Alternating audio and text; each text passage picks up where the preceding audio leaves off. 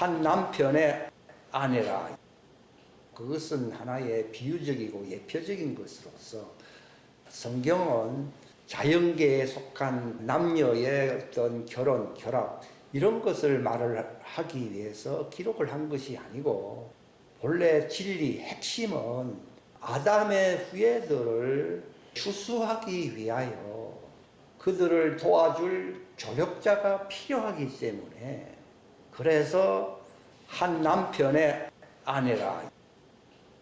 그리함으로 이 땅에 하나님께서 추수하시고자 하시는 그분의 구속사를 우리에게 알려주는 것입니다. 하나님의 구속사역의 완성, 하나님의 왕국을 완성하시기 위한 그 구속사의 사건을 다루고 있는 책이 유일한 성경책입니다. 여기에는 기록이 되어 있질 않지만은 에베소서 1장 13절, 14절에 보면은 이미 그리스도 예수 안에서 죄사함을 받을 뿐만 아니라 성령의 인침을 받은 자들이 하나님의 은혜의 영광을 선포함으로써, 이걸 찬양이라고 표현했는데, 원래 하나님의 찬양, 이제 이런 말을 사람들이 무슨 말인지 잘 모르는데, 그게 하나님의 왕국의 이 진리를 선포한다는 걸 말을 하는 것입니다. 누가 선포하느냐? 성령님으로 침례를 받아 인침을 받은 하나님의 자녀들이 이 땅에서 그 은혜의 영광을 찬미하는데, 왜 찬미를 하느냐? 자기들이 기쁘니까 그런 것도 조금 있겠지만 그것이 목적이 아니고 아담의 후예들이 구속을 받게 한다는 것입니다. 이 표현이 과거 성경에서는 조금 빗나가게 표현한 부분들이 있습니다. 그러니까 아담의 후예들을 도와준다는 말이 무슨 말이냐? 하나님의 종들이 흑암에 있던 자들이 마침내 빛의 세계 속으로 들어올 수 있도록, 그리함으로 그들도 하나님의 아들의 영광의 자유에 이를 수 있는 그게 사랑이거든요. 하나님이 세상에 할 때 세상은 아담의 후예들을 사랑했다는 말입니다. 그들은 땅에 속하였으므로 땅에 속한 말을 하는 사람들입니다. 그러나 위에서 오신 자들은 분은 하늘에 속하여 하나님의 말씀을 하는 사람들이라고 요한복음 3장에 기록이 되어 있는데, 그렇게 하늘에 속한 자들이 하늘의 이 영원한 복음을, 하나님의 은혜의 영광을 선포하는 이유는 자기들을 기쁘게 하고 자기들이 더 즐거워하기 위해서 하는 게 아니라 흑암에 있는, 율법 아래에 있는 하나님이 선택하신 이게 세상이거든요. 하나님의 종들을 구속해서 하나님의 자녀들의 영광의 자유에 이르게 하시려고 하는 것입니다. 이게 하나님의 사랑인 것입니다. 그러니까 예수 그리스도의 그 강렬한 빛을 흑암에 있는 사람들이 받을 수가 없기 때문에 그 증인들을 세웠는데, 그게 바로 하나님의 자녀입니다. 예수님이 뭐라 말씀하십니까? 요한복음 15장에 너희들도 나와 함께 태초에 있었기 때문에 이 마지막 때 또 앞으로 예수님이 가시고 나면은 나를 증거해야 된다, 빛을 증거해야 된다라고 말씀을 하신 것입니다. 그렇기 때문에 이 아담의 후예라고 하는 것은 흑암에 있는, 즉 율법하에 있는 선택받은 하나님의 종들을 얘기하는 겁니다. 예를 들어서 셋과 같은, 엘리야와 같은, 모세와 같은 그런 사람들입니다. 참 훌륭한 사람들인데, 땅에서 난 자 중에서는 그야말로 훌륭한, 육신에 속한 범위 내에서는 가장 위대한 사람들입니다. 땅에서 난 자 가운데 큰 놀라운 위대한 섬김을 하는 그런 선지자들, 대언자들과 제사장들이 많이 있었어요. 침례자 요한, 그도 여자에게서 났다고 하는 말은 땅에 속하여 율법하에서 태어난 자를 가리키는 것입니다. 그러나 예수님은 침례 요한이 가장 위대한 자라 그렇게 말했습니다. 그러나 하늘에서 난 자를 왜 예수님이 말씀하시면서 지극히 적은 자라도 그보다 더 높다라고 얘기한 것은요, 하늘에서 난 자를 추켜 세우려고 하는 데 목적이 있는 게 아니라 예수님 당대에는 하나님의 왕국의 영광의 그 신비를 아는 것이 너희에게는, 아들들에게는, 자녀들에게는 허락되었지만은 여자들의 아담의 후예들에게는 허락되지 아니했는데, 그들 중에서 빛의 세계로, 영광의 세계로 들어가야 할 자들이 있기 때문에 너희들이 도와줘야 된다는 걸 얘기하는 거예요. 그렇기 때문에 하나님의 자녀들이 이 땅에 존재하는 이유는 하나님의 종들을, 하나님의 자녀들의, 빛의 자녀들의 그 영광의 자유에 같이 이르게 하려고 하는 것입니다.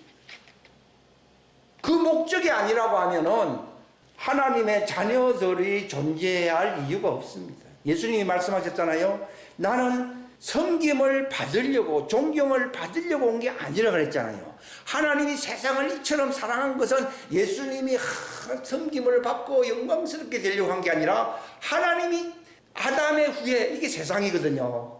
그들을 사랑했는데, 왜 어떻게 사랑했느냐? 독생자들, 그들을 구속할 수 있는 대속물로 주셨다는 겁니다. 예수님도 친히 말씀하기를 나는 섬김을 받음이 아니라 많은 사람들 하는 것은, 그것은 아담의 후예, 아담이 본래 사람이란 뜻입니다. 대속물로 내어주려고 예수님이 왔다라고 마가복음 10장 45절 뭐 등등 다 마태복음에도 있잖아요.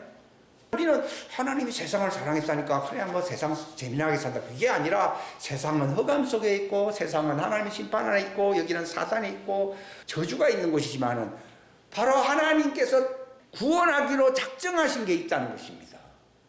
그래서 그들이 스스로 힘으로는 불가능하기 때문에, 율법하에 있는 자들이 구원받는 것은 자력으로는 불가능하기 때문에 하나님의 자녀들을 도우미로 보내어가지고 그들을 통하여 빛을 비치게 함으로써 어두움에서 탈출하여, 이게 이제 출애굽이라고 하는 것은 어두움을 탈출하여, 세상을 탈출하여 빛의 세계로 나아가는 것을 출애굽이라고, 엑소더스라고 얘기를 합니다. 탈출이라는 뜻이 원래 엑소더스라는 말은 탈출하는 것입니다.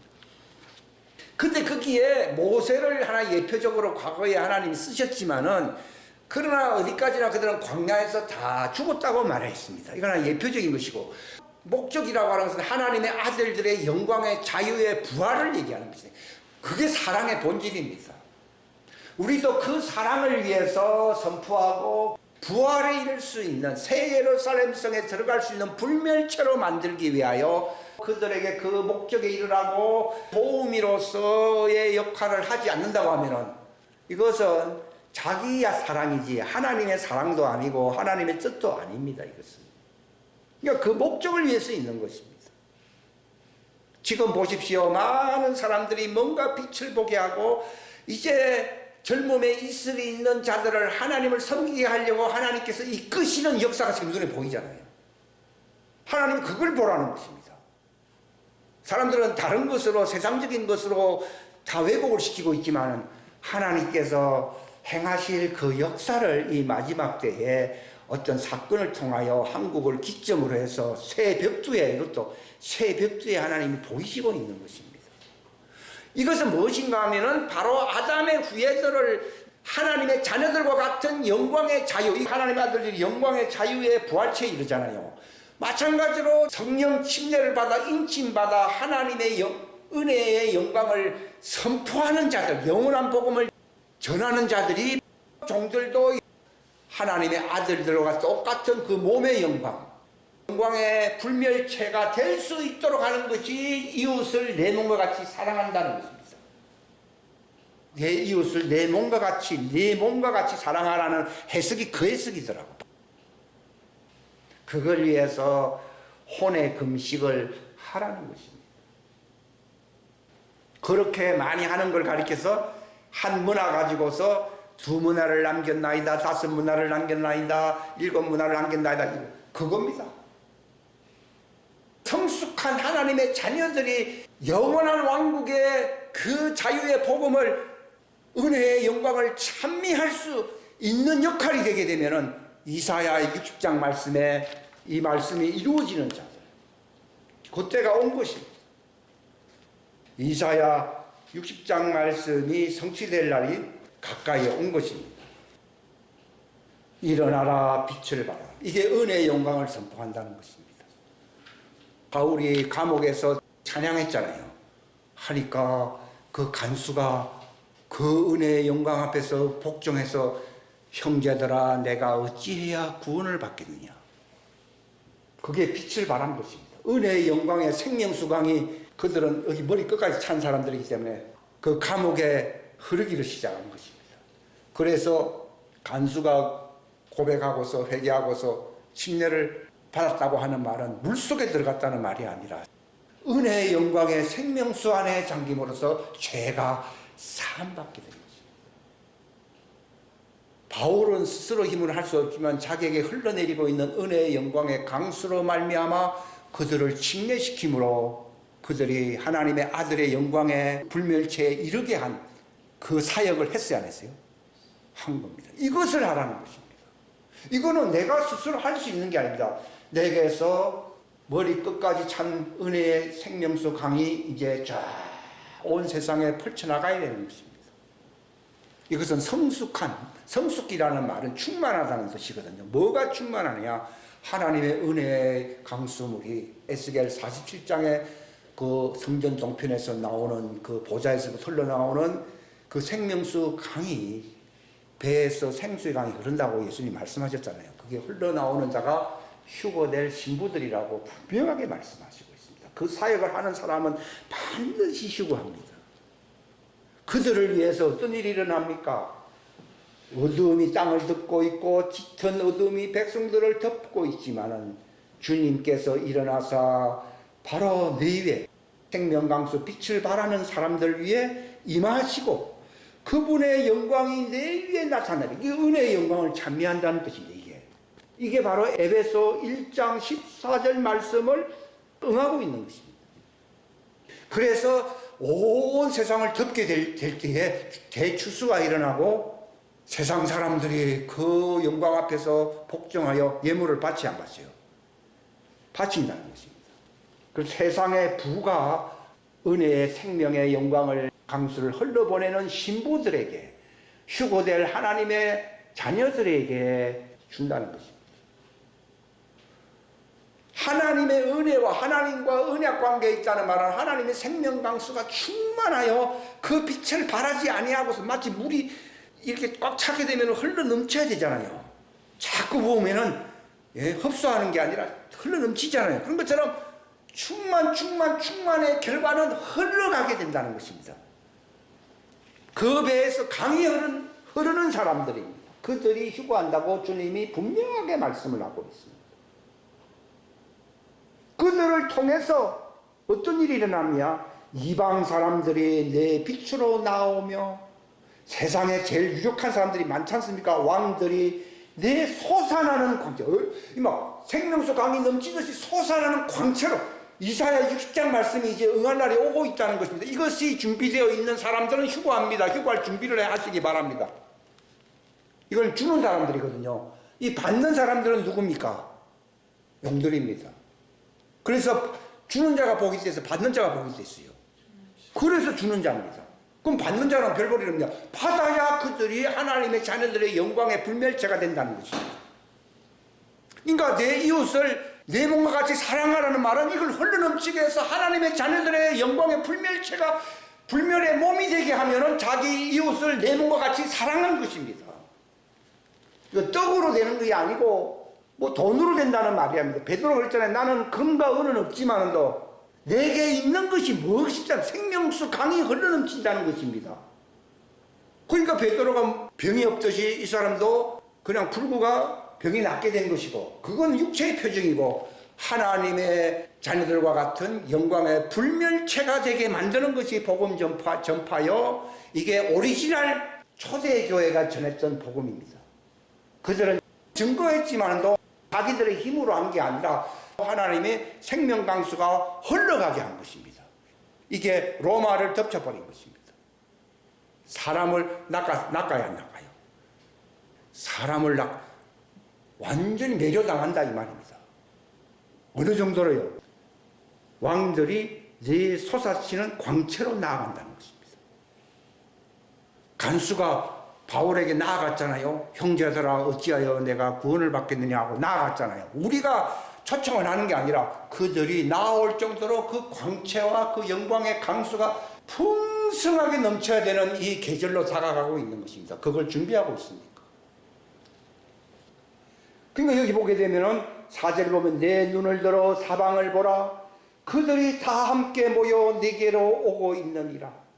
내 아들들은 멀리서 오며 내 딸들은 내 곁에서 양육을 받으리라. 그때에 내가 보고 함께 흘러가며 내 마음이 두려워하되 곧 넓어지리니 이는 바다의 풍요함이 돌이켜서 내게로 오며 이방인들의 군대가 내게로 올 것이기. 그러니까 능력과 군대와 힘과 부귀영화가 이 빛의 영광을 뿜어내고 있는 하나님의 자녀들에게 처음에는 자기들도 놀래가지고 이게 뭡니까 이거 했는데 나중에는 그 마음이 넓어진다고 그러잖아요. 왜냐하면 우리는 좁은 마음속에 살았잖아요. 처음에는 뭐 이런 게 오니까 이게 뭐가 잘못되고 있는가 이런 생각하는데 두려워했는데 근데 마음이 점점 넓어지면서 요셉이 자기 형님들이 우리는 당신의 종입니다 이렇게 마지막에 막 절하잖아요. 이건 이미 그가 어렸을 때에 꿈속에서 본 것이 이루어지고 있는 것입니다.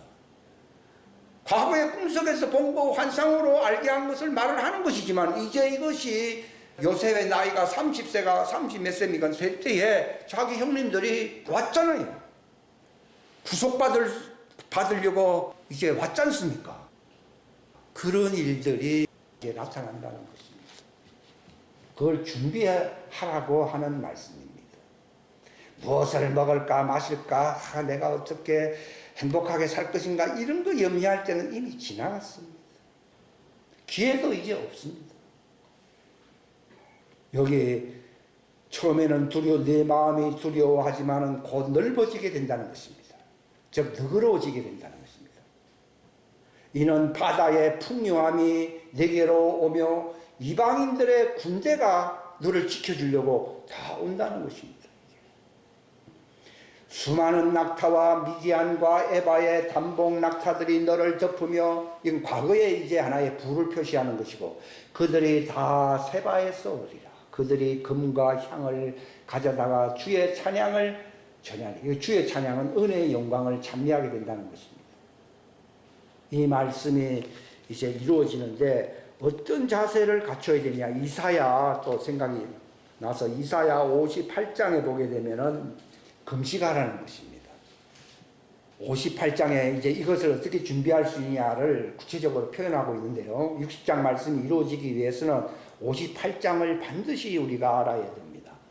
크게 외치라 아끼지 말고 내 목소리를 나팔 소리같이 높여서 내 백성에게 그들의 범법을 야곱의 지백에서 그들의 죄들을 보여주라. 회개케 하려고 회개케 하는 역사입니다.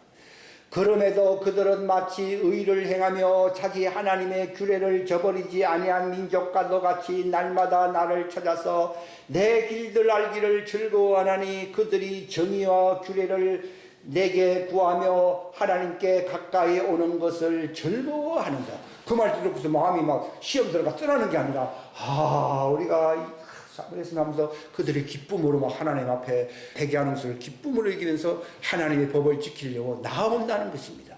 이게 주수지 않습니까? 반항하면은 뭐 안 일어나죠. 그들이 무슨 말을 합니까? 그들이 말하기를 우리가 금식하였으되 어찌하여 주께서 보지 아니하시나이까? 우리가 우리의 혼을 괴롭게 하였으되 어찌하여 주께서 알아주지 아니하시나이까 하는도다.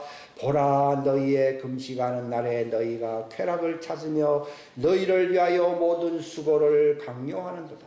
보라 너희가 금식하면 다툼과 논쟁을 위하며 사악한 주먹으로 치기 위함이니 너희는 너희 목소리 높은 곳에서 들리게 하려고 이 날에 하는 것까지 금식하지 말라. 그런 금식은 하지 말라는 겁니다. 그것이 내가 택한 그런 금식이냐? 그것이 사람의 자기 혼을 괴롭게 하는 날이냐? 그것이 갈대같이 자기 머리를 숙이고 자기 밑에 굵은 배와 죄를 펴는 것이냐? 너는 그것을 금식이라 하며 주께서 받으실 날이라 하느냐? 잘못됐다는 것입니다. 6절 말씀.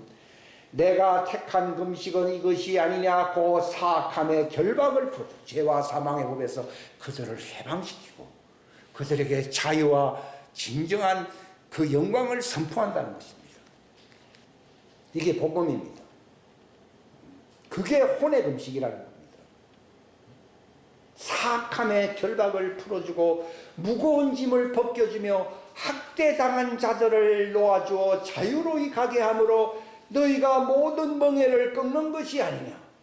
또 그것은 줄인 자들에게 내 빵을 나눠주는, 옛날에는 그래서 무슨 뭐 소빵이라도 뭐 나눠주는, 그게 아니라 여기 빵이라는 생명의 말씀을 얘기하는 겁니다. 이 빵은 내 몸으로 세우는 살이라고 말씀하지 않습니까? 그걸 얘기하는 것이지. 저는 옛날에 잘못 알았거든요. 내 빵을 나누어주며 내어 쫓긴 가난한 자들, 이게 이제 소위 버림받은 자들인데, 그것을 내 집에 드린다고 하는 말은 복음의 연합체로서 하나님의 왕국의 즐거움과 그 소망 속에 들어오게 한다는 것입니다. 저는 옛날에 하나의 혈육적으로만 해석을 했기 때문에 이건 율법적이구나 이런 생각인데, 그게 아니라 여기 빵은 예수님의 말씀입니다. 내 집이라고 하는 것은 이건 예수님의 은혜 안으로 받아들인다는 것입니다. 지금은 은혜 받을 때라고 말했잖아요. 내가 벌거벗은 자를, 여기 벌거벗었다는 말은 아담이 벌거벗었잖아요. 근데 하나님은 가죽옷을 지어 입혀서 안 입혔어요. 그런 것처럼 복음 선포라고 하는 것은 가죽옷을 입혀주는 것을 얘기하는 것이지, 뭐 육신의 옷 이걸 얘기하는. 아담은 벌거벗었다고 해요. 그것도 모르고 있었다는 겁니다. 그러나 하나님은 그들에게 가죽옷을 지어 입혔잖아요. 복음입니다, 이게.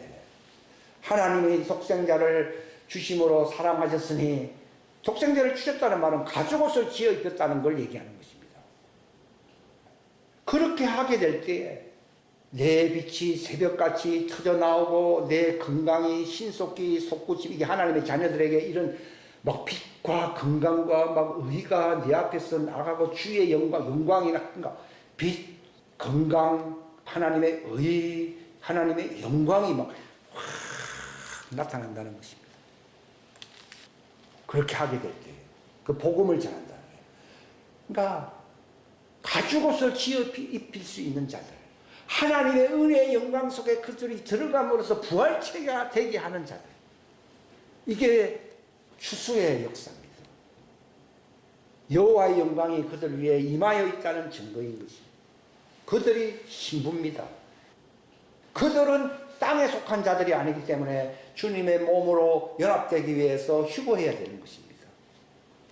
근데 말로는 다 뭐 얘기를 합니다. 그러나 실제적으로 내가 하늘에서 부름을 받았고 파송받았다고 하는 증거를 보이라는 것입니다. 한 문화를 가지고 문화를 남긴다는 것입니다.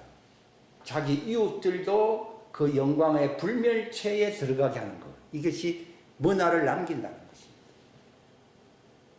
그러니까 내 의가 내 앞에 나가고 주의 영광이 내 후이대가 되리니 그때 내가 부르면은 주가 응답하겠고 내가 부르짖으면 내가 여기 있다 하리라. 만일 내 한가운데서 멍에와 손가락질하는 것과 헛되이 말하는, 우리 보통 판단하기 쉽죠. 그런 말을 다 집어치우고 오직 하나님의 영광의 진리의 말씀 사랑의 떡을 먹이게 되면은 하나님이 어떻게 하시느냐, 내 혼을 이끌어 굶주린 자를 향하게 하며 고난당하는 혼을 만족시키면 어떻게 하느냐, 내 빛이 어둠 속에서 솟아올라 내 어둠이 대낮같이 되리라. 이게 지금 일어날 일입니다. 이게 2700년 전에 기록된 말씀인데 이제 이 말씀이 응하는 것입니다. 그리고 주가 너를 항상 인도하여 가뭄 속에서도 내 혼을 만족시키며, 세상은 바짝바짝 사막같이 말라있지만도 내 혼을 만족시킬 수 있도록 뼈를 기름지게 한다는 것입니다. 너는 물된 동산, 물된 동산이라는 말을 많이 쓰는데요, 이게 이제 선교사들이 갖춰야 할 덕목인데 이것이 없다는 것입니다.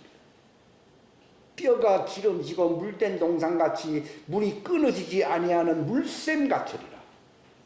그러면 어떤 일이 일어납니까? 내게서 나올 자들이 오래되고 폐허가 된 곳들을, 이게 이제 천년왕국에 들어갈 수 있는 모든 기초들을 하나님이 마련할 수 있게 한다는 것입니다. 이게 그 종들이 이제 천년왕국을 위해서 예비하는 그 역사가 나타난다는 것인데, 내게서 나올 자들이 오래되고 폐허가 된 곳들을 건축하며 너는 많은 세대들, 이게 이제 천년왕국 때에 기초들을 일으켜 세우리니 사람들이 너를 일컬어 무너진 곳을 보수하는 자라 하며 거할 수 있도록 행로들을 복구하는 자라 하리라. 이걸 예수님께서 어떻게 해석을 하셨는가 하면 어떤 율법사가 와서 내 이웃이 누굽니까 하니까 뭐라고 말했습니까? 강도 만난 사람이 있었는데 제사장 무리가 보더니 쉽게 가버리고 레위인이 보더니 이거 뭐 마음은 지금 또 가버리고 그러나 선한 사마리아 사람이 딱 내려가지고서는 포도주와 기름이 있었던 것이죠. 그러니까 포도주와 기름이 있는 그 자가 신부입니다.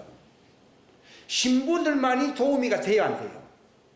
강도 만난 자의 도우미는 율법하에 있는 제사장도 아니고 또 누구도 아니고 레위인도 아니고 자기 안에 뭐가 있어요? 베드로도 있다 그랬잖아요. 뭐가 있습니까? 금과 은은 없지만 기름이 있고 뭐가 있어요? 그 선한 사마리아 안에 뭐가 있었습니까?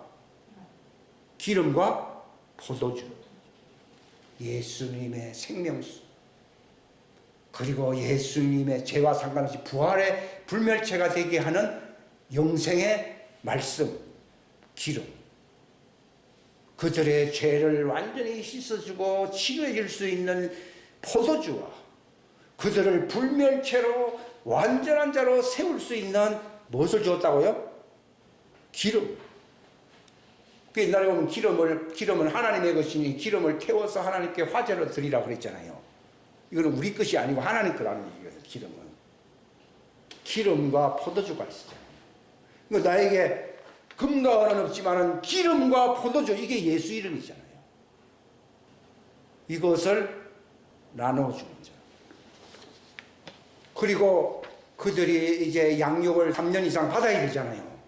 그러니까 여관에 들어가게 했잖아요. 그게 피난처로 또 이렇게 안내를 해서 너희가 예수님의 포도주와 예수님의 기름으로서 너희가 불멸체가 되어라고 장소를 마련해 주는 자. 그가 누굽니까? 선한 사마리아 사람들 신부들입니다.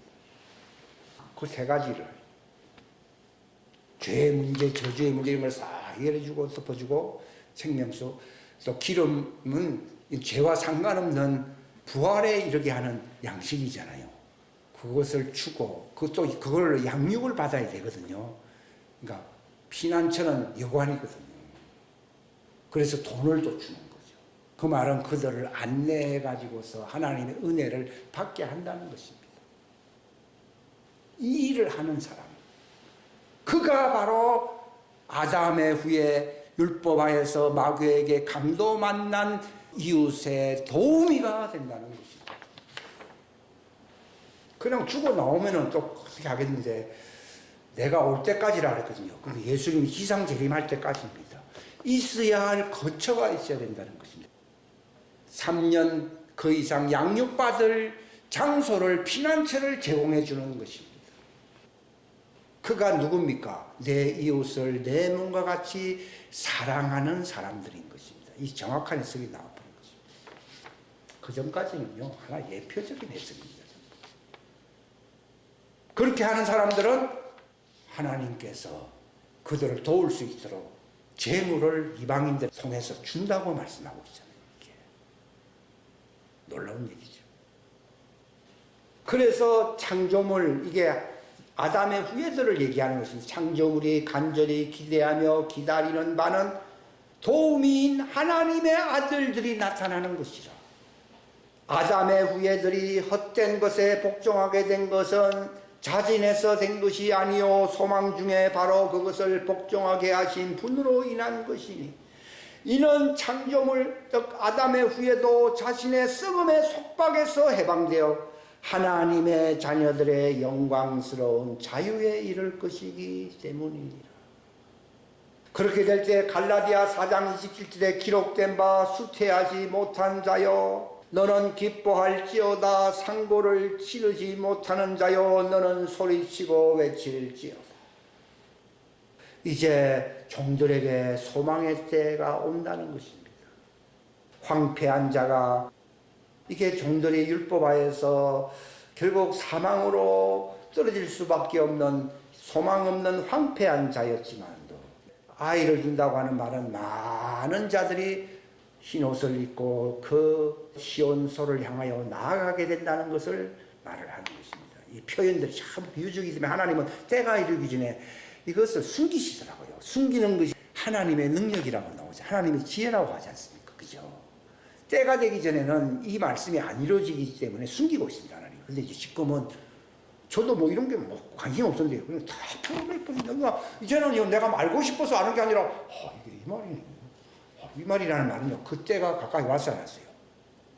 저는 주님이 가까이 왔다는 증거는요, 뭐 세상이 이게 뭐 험악하게 써 이상하게 돌아가나 그게 아니고, 이 숨겨져 있던 하나님의 이 비사들이 다 풀어진다는 겁니다, 이게. 그 말은 그 말이 이루어진다는 것이거든요. 요셉은 비유로서 뭐 자기에게 뭐 볕단이 절을 한다 그랬지만요, 마지막 때 이루어지니까 자기 집안 두고 한 말인 걸 알았잖아요. 와가지고서는, 그들이 복종하고 그러잖아요. 이제 그때가 온 것입니다. 그래서 이 말을 어떻게 에베소서에는 표현하고 있는가 하면은, 그리스도와 교회, 여기 교회라고 하면 종들의 교회를 다 포함하고 있거든요. 종들의 교회를 여자라고 표현하고 있고, 그리스도와 한 몸이 된 자는 남편이라고 표현하고 있는 것이지, 이게 뭐 단순히 결혼, 이거 대부분 결혼 예식할 때 이걸 잘 써먹는데요, 하나님은 결혼 예식 쓰라고 이 말을 준 게 아니에요. 바울이 말했잖아. 이건 신비를 얘기하는 거야. 하나님의 왕국의 두 증인으로서 불멸체가 되어 영원히 주님을 섬길 수 있는 그 이웃들이 서로 만나는, 요셉의 지파와 에브라임 지파가 만나야 안 만나요? 그럼 혈육을 얘기하는 게 아니라, 요셉의 지파는 하나님의 아들들을 두고 얘기하는 것이고, 에브라임 지파가 예수님의 손에서 만난다는 것입니다. 이것은 영원한 하나님의 왕국의 완성, 하늘에 있는 것이나 땅에 있는 것이 그리스도 안에서 하나가 되어야 돼요. 하나가 된다고 하는 에베소 1장의 말씀을 성취하는 것이죠. 그런 의미에서 남자는 여자를 사랑하고 하는 말이요, 고린도전서에 보게 되면은 남편이 거룩한 줄 아내도 거룩하다. 아니 요즘 뭐 집안에서 뭐 남편은 남편이고 아내는 아니지, 뭐 그렇게 남편 때문에 아내가 뭐 거룩하게 되고 뭐 그런 게 어디 있습니까? 싸움이나 안 하면 다행이라는 그런 집들 얼마나 많습니까? 그 말은 그런 말이 아니라, 하나님이 짝지어준 종들의 교회에 바로 남편 될 수 있는 하나님의 아들들이 도우미가 되게 되면은 이들의 거룩함이 전수가 돼야 돼요. 전수가 된다는 말은 주님의 손안에서 하나가 된다는 걸 얘기하는 거죠. 하나님이 붙여준 도우미로서의 역할을 하게 되면은 그 아내를 네가 얻었다고 얘기하잖아요. 추수를 얘기하는 것입니다. 이 모든 말씀들이 보면 다 그런 말씀들이에요. 여기 고린도 전서 보십시오. 형제들아, 너희가 모든 일에서 나를 기억하고 내가 너희에게 규례들을 전해준 대로 그것들을 지킴으로. 무슨 규례를 전해준 것입니까? 이게 바로 남자와 여자. 남자는 하나님의 아들들로서 여자들을 돌보아야 되는 도우미 역할을 잘해야 된다는 것을 말해주는 것입니다. 이게. 그러나 아무나 그런 게 아니라 하나님이 붙여준 자들을 얘기하는 것입니다. 하나님이 도우미로서 찍어준 사람이 있다는 것입니다. 그 자들을 위해서 그렇게 하라는 것입니다. 그것이 내 아내를 사랑한다는 것입니다. 이게 영적인 아내가 있다는 것입니다. 그것은 대상은 혼입니다. 육체가 아니고. 세상 결혼은 육체입니다. 그러나 하나님의 왕국의 결혼은 혼의 결합입니다. 그러니까 거룩해지죠. 뭘 바울이 얘기하고 있는 것입니까? 나는 너희가 모르기를 원하지 않아. 반드시 알아야 됩니다. 뭘 안다는 것입니까? 각 남자, 여기 남자는 자녀들이잖아요. 남자의 머리는 그리스도시요, 여자의 머리는 남자요. 여성이 아닙니다.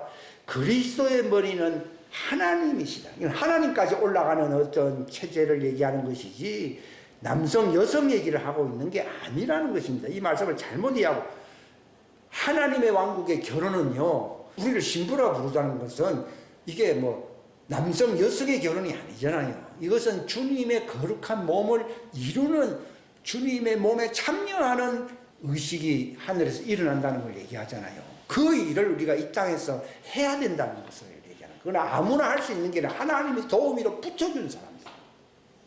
결혼 아무나 하는 게 아니잖아요. 붙여준 사람들. 그러니까 머리를 덮은 채 기도하나 대언하는 남자. 이게 무슨 말입니까? 이것은요, 천사의 권능, 율법을 얘기하거든요. 뒤에 보면 나오면 그 머리털은 천사의 권능인 율법을 얘기하는 것입니다. 내가 율법 아래 있다 하는 말은요, 여자는 머리가 본래 본성적으로라도 길게 기르잖아요. 물론 짧게 할 수도 있습니다만도 이것은 내가 율법 아래 있다는 천사의 권능을 머리에 두고 있는 겁니다. 그걸 육체의 본성도 그걸 알고 있기 때문에 머리를 기르고, 왜 남자는 머리를 길게 이렇게 내리면 안 됩니까? 천사의 권능인 율법 아래 있지 않는 자가 남자잖아요. 복음의 아들이잖아요. 그러니까 이걸 깎아야 되는 거예요. 그런데 여자는 천사의 권능인 율법 아래 있는 표를 갖고 있어야 되기 때문에 머리를 기른다는 것입니다. 그 말은 뭐 시커먼 머리를 밝히라 그런 얘기가 아닙니다. 이게 다 하나 영적인 것이거든요. 근데 머리를 덮은 채 기도하거나 대언하는 남자는 자기 머리를 욕되게 한다. 이게 무슨 말입니까? 남자인데도 불구하고 율법의 얘기만 하고 죄와 사망의 법 아래에서 나는 죄인입니다 라고 말하는 사람도 자기 머리를 욕되게 하는 겁니다. 왜냐하면 그리스도는 너의 머리고 그리스도는 죄와 사망과 아무 상관이 없잖아요. 그렇기 때문에 그리스도를 욕되게, 복음을 욕되게 한다는 것입니다. 이걸 얘기하는 것입니다. 그러나 5절에 보면 머리를 덮지 않고 기도하거나 대언하는 여자라는 말. 자기는 율법 아래 있고 죄인이고 이렇게 구원받아야 할 자인데 마치 자기는 구원이 다 끝났고 나는 하나님의 아들들이라 라고 하면서 복음이 마치 자기가 본래 태어날 때부터 그렇게 운명적으로 소속되어 있는 것처럼 얘기하는 사람은 그 여자는 자기 머리를 욕되게 하는 거라고 돼요. 이 자는 회개하고 남자 밑에 들어가야 할 사람들이거든요. 그러니까 여자가 말을 하거나 남자를 주가라는 것을 내가 허용하지 않는다라고 바울이 직접 디모데서에 얘기하고 있잖아요. 거기도 여성을 얘기하는 게 아닙니다. 그러니까 복음을 모르는 사람은 잠잠히 배우라고 나와 있습니다. 머리를 덮지 않고 기도하거나 대언하는 여자는 남자 행세를 하는 것이거든요. 머리를 욕되게 하는데 왜 그렇습니까? 그녀가 머리를 뭐와 같이 한다는 것입니까? 머리를 밀어버리다. 즉 여자가 대머리처럼 산다는 것을 얘기하는 것입니다. 남자가 대머리로 살아. 옛날에 엘리사가 대머리였잖아요. 그 놀리니까 사자가 나와서 덮쳐버렸잖아요. 이게 뭘 얘기합니까? 다 그런 얘기입니다.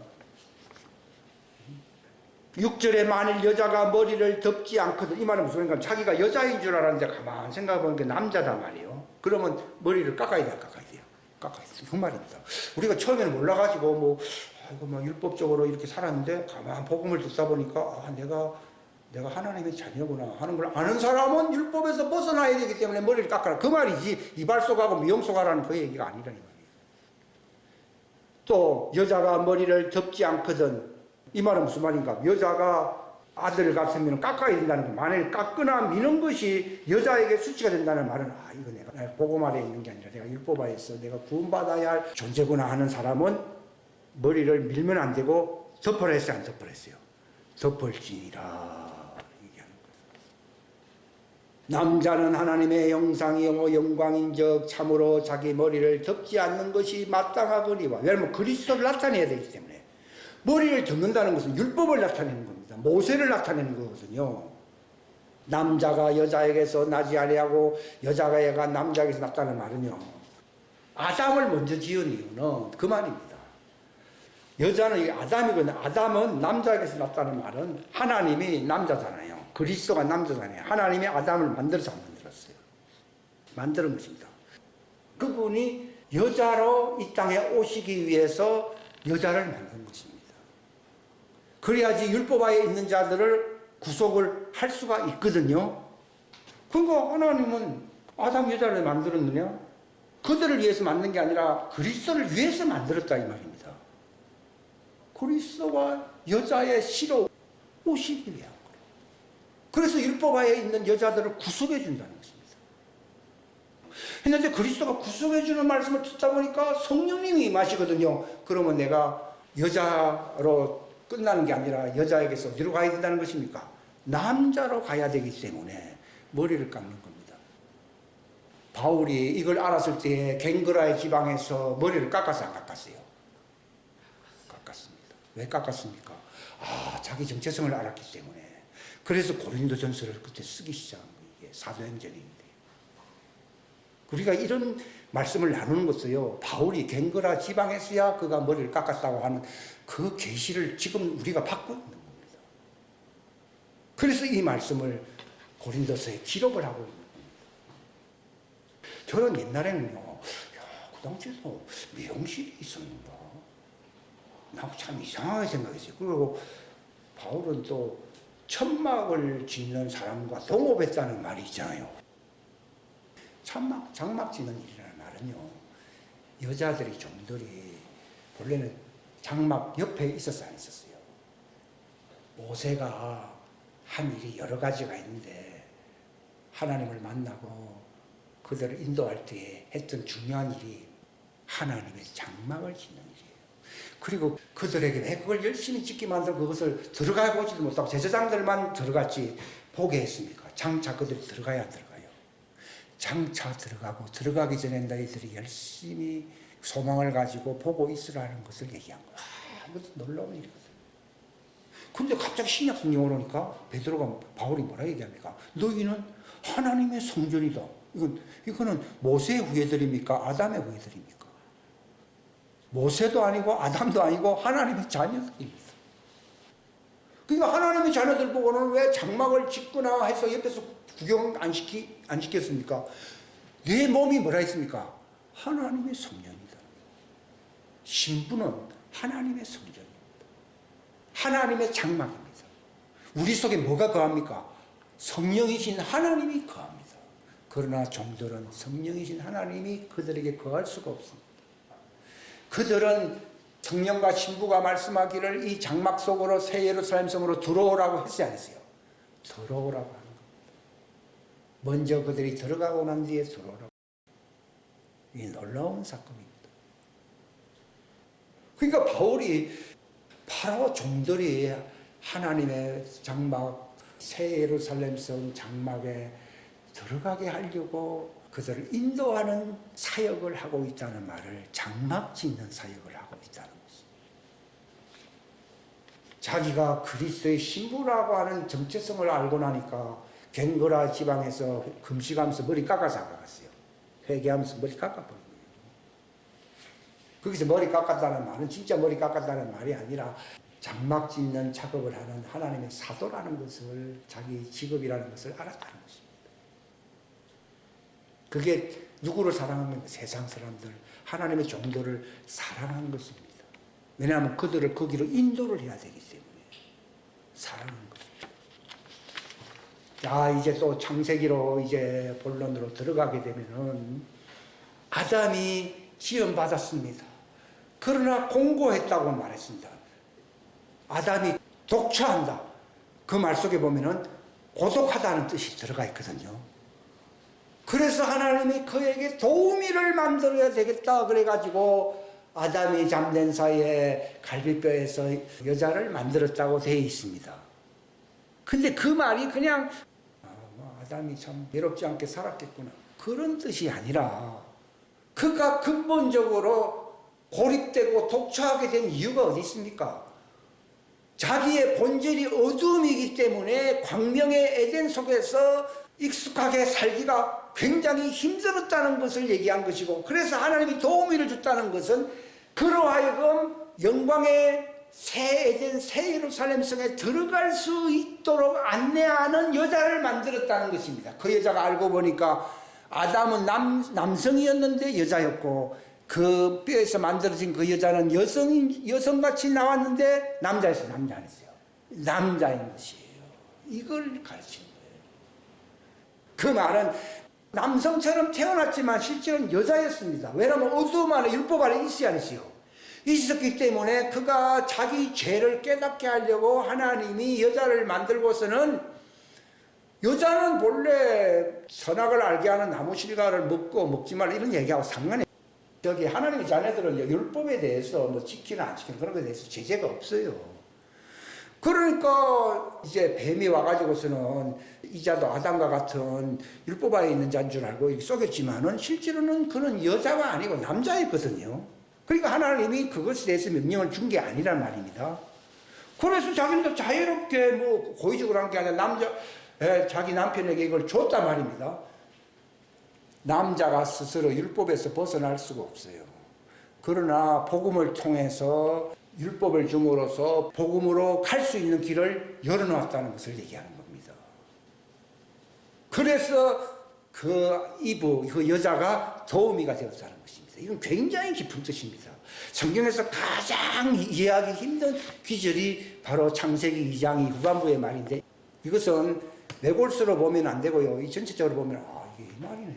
만약에 보십시오. 남자가 스스로는 율법에서 벗어날 수가 없어요. 율법에 있기 때문에 독처하는 것이 힘들어 보였고, 하나님은 그를 돕는다는 말은 그 독처하는 율법화에서 복음으로 나오게끔 하려고 하는 하나님의 도우미를 정해놓았다는 것인데, 이들은 즉 율법화에 있는 사람들, 율법을 초월해서 복음으로 갈 수 있습니까? 율법화에서 회개를 해야 되는 것입니까?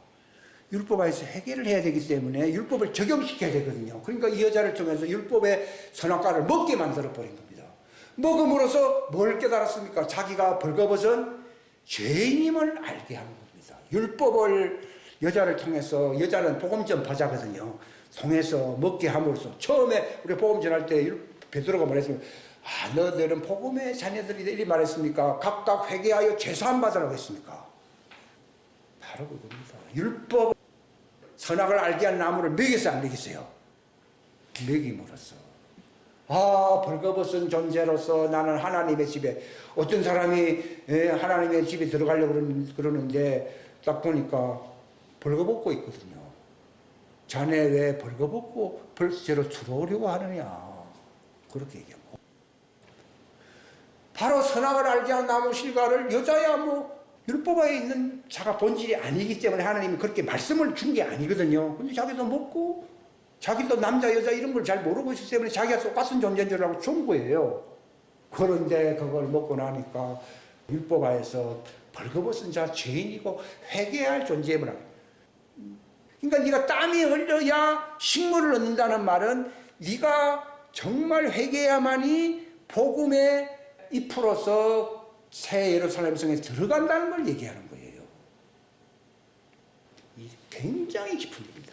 창세기 1장, 2장, 3장 알면 성경 다 아는 겁니다.